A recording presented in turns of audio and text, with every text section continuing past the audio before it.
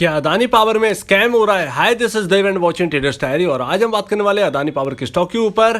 क्यों गिरता जा रहा है अदानी पावर, इसके ऊपर हम डिटेल में बात करने वाले। चलिए दोस्तों समझ लेते हैं। रिसेंटली मैंने आपको बताया था कि अदानी पावर में प्रॉफिट बुकिंग यहाँ पर 300 रुपए के लेवल के आसपास हमको देखने को मिलेगी और इस वक्त वही होता हुआ दिखा है।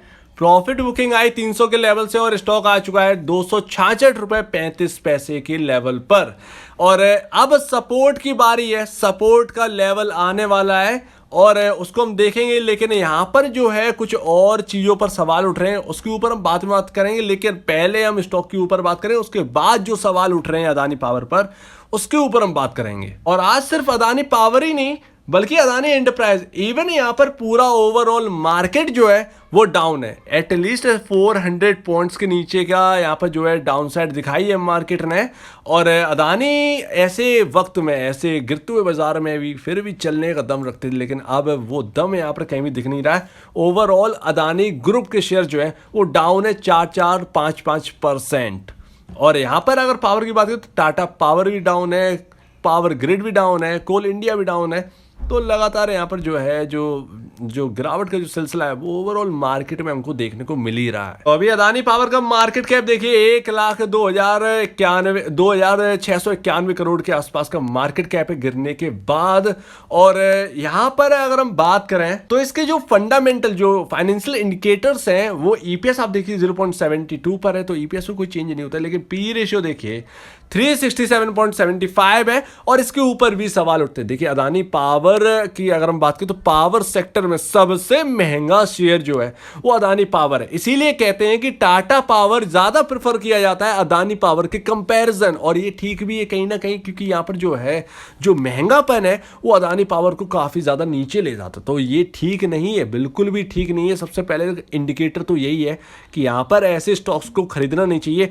आपने अभी देखा जेएसडब्ल्यू एनर्जी के 8 फोल्ड प्रॉफिट में जंप हमको देखने को मिला है। तो जेएसडब्ल्यू एनर्जी इसकी जगह अच्छा रहेगा, टाटा पावर इसकी जगह अच्छा रहेगा। लेकिन नए लोग जो अब यहाँ पर खरीदने की सोच रहे हैं वो बिल्कुल ठीक नहीं रहेगा। लेकिन जो लोग पुराने लोग ड्राइव कर रहे हैं इसमें उनके लिए ठीक है। भाई इतना ऊपर आ चुका है तो यहाँ पर जो है ठीक है, एक जगह ठीक लगती है। तो अब बात करते हैं यहाँ पर थोड़ा सा स्कैम के ऊपर, जो कि बात चल रही है जगह जगह और यहाँ पर अदानी ग्रुप के ऊपर। क्योंकि ऑब्वियसली बात है, अदानी ग्रुप ने जो एक साल में जो करके दिखाया वो किसी ने करके नहीं दिखाया और जो तेजी हमको देखने को मिली है वो सदियों बाद देखने को मिली है। तो यहाँ पर सबसे ज़्यादा जो क्वेश्चन है वो अदानी जो ग्रुप के जो शेयर्स हैं उनके ऊपर है। तो पहली बात तो फंडामेंटली बहुत वीक है, बहुत ज़्यादा महंगे हैं। पी रेशियो तो भैया कहाँ पर कहाँ चलेगा, हजार के पी रेशियो पर कंपनी काम कर रही है। तो ऑब्वियसली बात है कि इतना महंगापन बिल्कुल ठीक नहीं है और लगातार जो चलते जा रहे हैं विदाउट फंडामेंटल को देखते हुए ऐसा लगता है कि जैसे नज़रअंदाज करना ही बंद कर दिया। दूसरी बात यहाँ पर जो है डिमांड और सप्लाई पर चीज़ें निर्भर है और डिमांड बहुत है अदानी पावर की शेयर्स की, अदानी ग्रुप के शेयर्स की, लेकिन सप्लाई जो है वो उतना ही कम है। क्योंकि यहाँ पर ओवरऑल जो शेयर्स हैं वो यहाँ पर कैचअप कर रखे हैं। अब कैसे? क्योंकि 75% जो स्टेक है वो प्रमोटर के पास है और प्रमोटर अपना शेयर तो बेचेगा नहीं। दूसरा आ जाता है एफआईआईज। अब आप देखिए एफआईआईज होल्ड करते हैं 11.31%, फिर डीआईआईज होल्ड करते हैं 5.56%।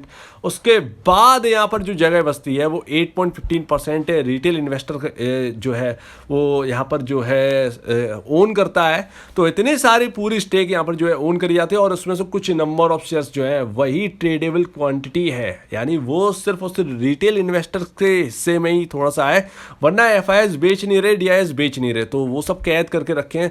तो इसीलिए नंबर ऑफ शेयर्स जो है वो मार्केट में कम है और डिमांड बहुत ज्यादा है, इसीलिए यहाँ पर तेजी हो रही थी। अब डिमांड थोड़ी सी कम हुई है क्योंकि गिरावट चल रही है। जैसे ही डिमांड कैचअप करेगी ये फिर से दौड़ने लगेगा। तो ये चीज चल रही है अदानी के शेयर्स में। और एफआईआईज जो है, एफपीआईज के ऊपर जो बात उठ रही थी कि अदानी ग्रुप में जो है वो 370 के ऊपर यहाँ पर जो एफआईआईज जो है वो होल्ड करते हैं और उनकी वजह से यहाँ पर जो है वो स्टेक ओन करी जाती। तो यहाँ पर तेजी उनकी वजह से और आई हुई है। ऊपर से यहाँ पर रिटेल देखता है कि बगल वाला कमा रहा है अदानी पावर से और वो जानता है, जो खुद जो ये देख रहा है वो जानता है कि यहाँ पर जो है ये स्टॉक महंगा है। लेकिन क्या करें, मजबूरी का नाम यहाँ पर जो है एक लालच का रख देते हैं और यहाँ पर लालच की वजह से इन्वेस्ट कर देते हैं ऐसे शेयर्स में। और 300 पे जिन्होंने खरीद रखा होगा, जबकि बोला जा रहा था कि ये बहुत महंगा हो चुका है, और अब देखिए फिर से गिरावट। तो अब ऐसा ही सिनेरियो यहाँ पर चलता रहेगा, ये इसका कोई भी तोड़ नहीं है, कहें तो ये हमें खुद समझना होगा बस। तो स्कैम है या नहीं है ये तो नहीं पता है, लेकिन यहाँ पर जो भी है डिमांड और सप्लाई के ऊपर है, और डिमांड बहुत है और सप्लाई कम है, इसी वजह से ये शेयर जो है वो दौड़ पर दौड़ लगा रहे हैं। और अब देखिए जरा चार्ट के ऊपर बात करते हैं, तो 257 इस स्टॉक में बहुत इंपॉर्टेंट लेवल है, और ये लेवल आपको कल या परसों तक, कल के दिन आपको देखने को मिल जाएगा। कल यही देखना होगा कि क्या स्टॉक यहाँ से घूमता है या नहीं। 257 का लेवल बहुत इंपॉर्टेंट है, क्या ये स्टॉक यहाँ से घूमेगा या नहीं घूमेगा।